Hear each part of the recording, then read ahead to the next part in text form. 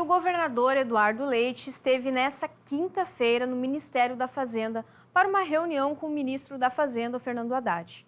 O encontro em Brasília foi para discutir o endividamento e questões fiscais do Rio Grande do Sul.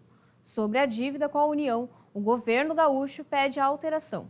Hoje, os estados pagam encargos iguais à Selic. Isso fez com que somente em 2023 a dívida aumentasse em 10 bilhões e 400 milhões de reais. Os estados solicitam juros menores.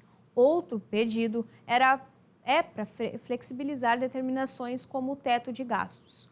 Um dos argumentos é a perda de arrecadação em 2022 e por causa, então, da limitação das alíquotas de ICMS sobre alguns produtos, como energia elétrica e combustíveis. A expectativa é que o governo Lula apresente uma proposta ainda neste mês. Vamos ouvir agora uma fala do governador Eduardo Leite sobre o assunto.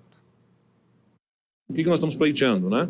Alterações no contrato que revisem os encargos existentes, que fazem com que a dívida cresça mais do que é o crescimento da arrecadação dos estados.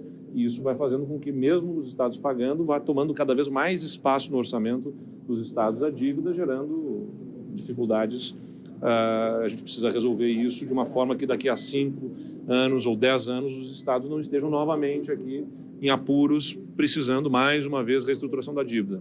Então vai ter que ser uma medida ousada, arrojada por parte do governo federal, mudando esses encargos, mudando essa estrutura desses contratos para que a gente consiga resolver definitivamente o tema da dívida dos estados. Determinadas obrigações que se impõem aos estados, desde o teto de gastos a outras limitações em ressalvas do que pode ser feito de despesas e o controle desse regime de recuperação fiscal se revelam difíceis de serem cumpridas, especialmente na mudança de contexto que a gente teve de perda de arrecadação, daquelas leis complementares do 92 e 94, enfim, e do próprio contexto econômico, enfim. Então, há necessidade de atualização do regime propriamente dito.